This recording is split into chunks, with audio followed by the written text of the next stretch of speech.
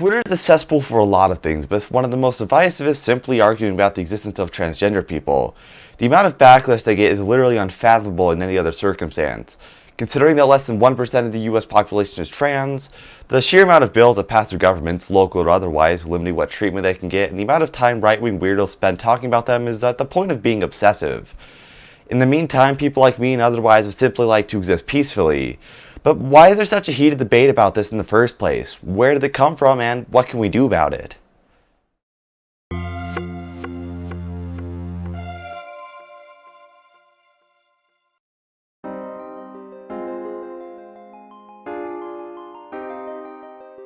One of the most prevalent facts to realize when discussing the situation now is realizing that being transgender is nothing new. There are examples from people over 2 centuries ago, some of which are accomplished people that you might even recognize.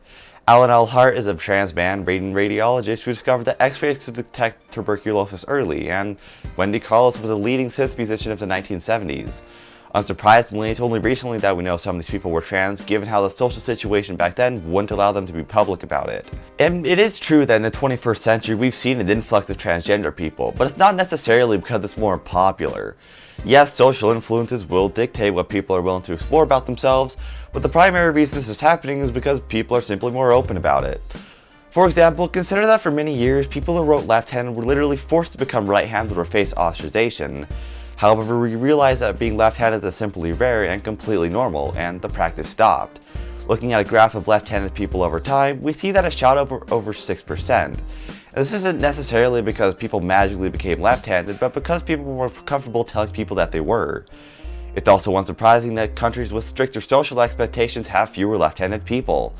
This trend is important to notice when talking about trans people because it's basically the exact same thing. Social stigma stops people from being who they truly are in more ways than one. The difference is that being left-handed is something that falls under the radar and ultimately doesn't matter. But as a left-handed person myself, the world simply isn't built for me still. I can't tell you how many stupid desks I've sat on that I still wasn't able to write anything, and how many pairs of scissors that I wasn't able to cut anything with, and even digital cameras are all meant for right-handed people. So why is there so much drama over a completely natural feeling that humans have, and actually being active harm here? Well, this is going to be a wild ride.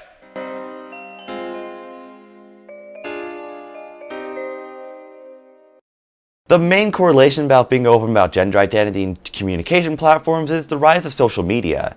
Think about it. Online, you can be anything you want under a completely anonymous identity and follow like-minded people from across the world.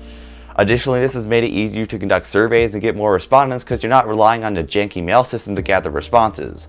But the downside is that social media, having this like-minded follower concept, can quickly coalesce into echo chambers, most of which involve a form of political radicalization. When you're not in person in front of an audience, it becomes a lot easier to say some really unacceptable things, like calling trans people delusional. This is only enforced by a follower base that agrees with these abhorrent ideas and in fact promotes them. It leaves a lot less time for true critical thinking and actual communication with these people that they don't like. But the difference here is that lately, certain conservative figures that don't mind saying truly offensive garbage to an audience, like Ben Shapiro, exist. And all of these associations have multiple thousands of doctors, sociologists, psychologists, and with PhDs in their respective fields backing the idea that sex and gender are different, effectively gaining the medical consensus for sex and gender being 2 different concepts, yet you have a different opinion. Okay, so sex and gender are 2 different concepts, but gender is tied to biology. So one of the big problems that you see in sort of the argument in favor of trans rights is this notion that gender and sex are completely separable. They're not completely separable. Male and female are biological terms. So using terminology like male and female to describe a self-perception of maleness or femaleness is sort of a bizarre way of arguing whether a thing is a man or a woman. So here's my question. What is a woman? Define what a woman is without reference to the word woman, please. Ben Shapiro has a track record of taking everything hyper-literally, not understanding what anyone debating him actually means. There's no argument being made here. I think I feel the same way that the girl does here, hence why she's perplexed by Ben's question. It's not the quite right question to ask if your goal is to understand where trans people are coming from. Ben's goal is to reinforce what he already believes, so it makes sense that he wouldn't instead offer an open-ended question to her like, say, what makes you feel like a woman? Anyone can define what a biological woman is, but that's not the point. The fact is that the definition of a woman as we know it today is outdated and doesn't really matter. If you walk by someone on the street who looks like a woman, does it really matter if they were born as one or not? They're a functional human like the rest of us. And hell, it doesn't even matter if you present as a woman or not. I thought conservatives were all about being respectful and everything. They show none here. I'm sure they feel the same way about black bean burgers and tofu burgers masquerading around as beef. But maybe it wouldn't matter as much if Matt Walsh, Ben, Steven Crowder, and Stone Toss wouldn't have just an opinion, albeit a really dumb one, and keep it at that. But it becomes increasingly offensive when you just realize how much salt is being rubbed into the wound. Do you support the government intervening to override the parent's consent to give a child puberty blockers, cross-sex hormones, and/or amputation surgery of breasts and genitalia? Senator, transgender medicine is a very complex... The answer, clearly, is yes, as Levine even told a former Trump administration official. I mean, what's the point in saying this? Don't they realize how easily most of these claims are debunked? It's true, puberty blockers are entirely reversible, most of the time, and it's still hard as hell to get hormonal treatment even if you're adamant about transitioning. Plus, almost no good faith trans people actually agree that a 14-year-old should be able to undergo major transition surgery. It's all about framing, and it's almost entirely bad faith arguments here. And the reason that these right-wing weirdos don't get many trans people wanting to have a debate with them has nothing to do with malice intent or the idea that they're somehow lying to themselves. The simple fact is that it's not their debate to have. One's identity isn't some scientifically provable axiom anyways. It's quite literally based on how one feels, and the right has some words about feelings. This is kind of why I have a problem with the detached congressman born in the 1960s making legislation of any kind for us. It's just completely inappropriate given the situation.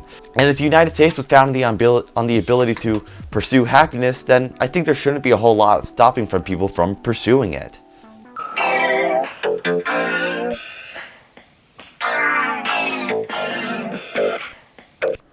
Additionally, the power of choice in the United States is a particularly important one. Recently what's made the news is the apparent overturning of Roe v. Wade in an incredibly rare case of overturning solid precedent in the Supreme Court. Some argue that this is important and the state should be able to choose if abortion should be illegal or not. But the reality is that at the end of the day, it's up to the pregnant individual if they should have it or not. There's no one forcing anyone to have an abortion. Similarly, all the anti-LGBT laws that have passed since Trump's administration in particular are deeply concerning in the power of choice. Yes, it's true, studies showing certain puberty blockers have long-term effects on children as they grow into adults. But at the same time, these studies have to be conducted over like 20-year periods. Drug research is improving all the time along with statistical data. Personally, it should be a choice whether you want to take anything like that or not. People often say that parents should have the say. The problem is that it's hard for parents to be able to understand a kid's perspective on the whole thing. It can lead to body dysmorphia while developing and a really tough home life. And I'm not really sure if anyone can justify that over treatment or not. And speaking of which...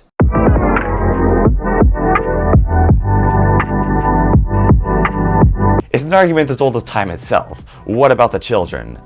Yeah, what about them? Does the right even understand them? I'm not convinced so. Contrary to popular belief, kids are a lot more intelligent than they seem. Source? I am a kid, technically. But I remember being like 12 or 13 intrigued by the idea that people could be a different gender than they were born with. But it never really came to me as something unusual and didn't even know there was controversy around it until I was like 14 and started binge watching Libtards Destroyed compilations on YouTube, which wasn't really my best moment. But the point is here that kids are innocent to those who are different. You might be curious to why they are, but most importantly, while developing, social interaction is important. And as long as communication is possible, we don't really care, which is ironic to me then, that people who decide on their final gender when young are attacked so ruthlessly. All these right-wing weirdos like to claim that being transgender caused the suicide rates to rocket, but to those people, I say look into a fucking mirror. It's not just your backhanded jokes and satire, it's people in our very own Congress, bullies at school, and unsupportive parents. That's what convinces an innocent kid to take lead to the skull.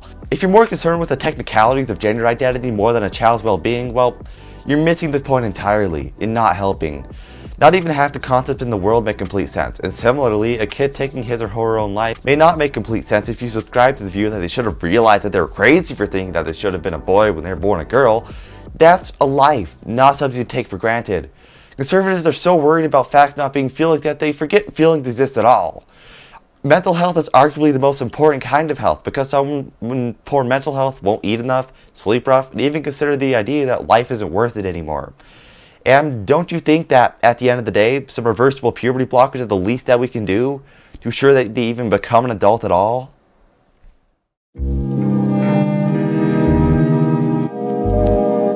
The most common problem that conservatives seem to have with transgender people is competing in sports.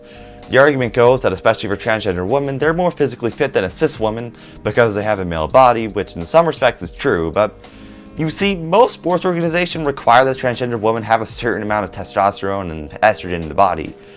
I'm not sure if most people know this, but both types of bodies, male or female, have certain amounts of testosterone and estrogen in them.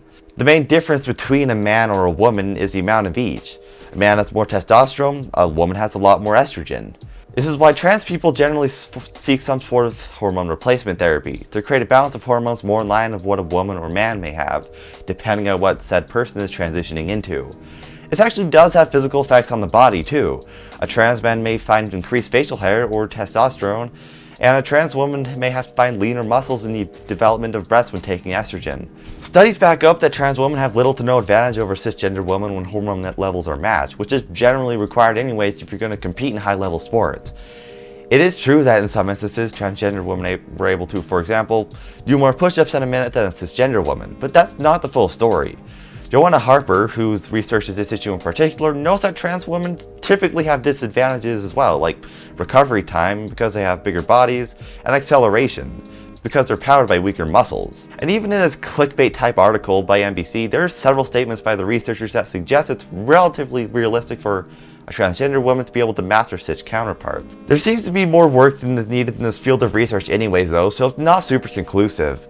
But then again, can't that be said about most performance sports in general? I mean, Shaq O'Neal is a 7'1", 320-pound monster of a man allowed to play basketball with people over a foot shorter. Similarly, Michael Phelps is a professional swimmer, blessed with extraordinary lung capacity, an enormous wingspan, and a lean torso. If you want to argue that trans people are making sports unfair, it should be considered that the average athlete has a gigantic range anyways. It's clear that there's an unfair stigma assigned to simply being transgender here. The other, frankly, reactionary counterargument is the one about us grooming your children, and I literally can't take this one seriously. Yes, child groomers exist, even trans ones, but there's no reason to conclude that we all want your kids trans. What we want them is to feel free and offer options and support during a period of time where kind of figuring out your identity is important in general. Especially because figuring out early on will make sure you go through the right puberty.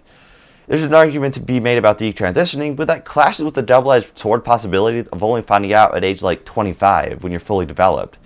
But that's more of a personal opinion thing if you ask me. In general though, the counter-arguments are only vaguely developed and only serve to promote a viewpoint, not really reality.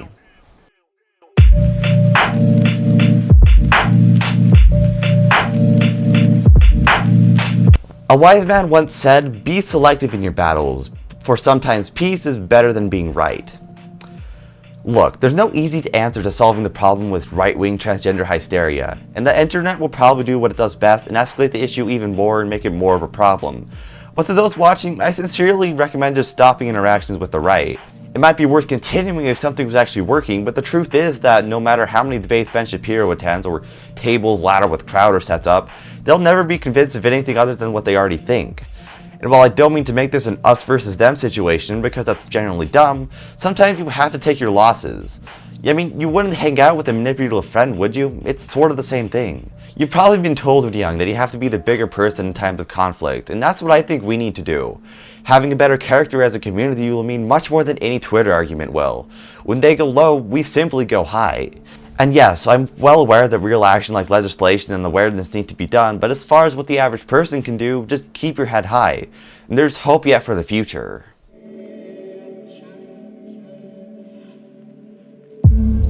My thesis for this video will be something along the lines of being transgender is a larger social issue than a physical one, and everyone should stop treating everything so literally because it means way less than one thinks. Not every issue in the world is best looked at literally. Yes, I mean, a transgender woman is technically a male, I guess, because the chromosomes will never change, but for all intents and purposes, they're not. It's petty and rude to say otherwise. And it's not like the chromosomes even care what we call them anyways. Attaching your view to people based on what genitals they have is simply weird too. The biology field is simply used as an excuse to discriminate, not to understand. Nobody ever says it in the videos, but you know exactly what they're thinking when they bring up the whole biology argument. It's dehumanizing and shockingly blatant hate. It's the kind of hate that makes kids consider that life isn't worth living anymore. It makes adults uncomfortable living in the outside world. Simply put, it's not worth it at all.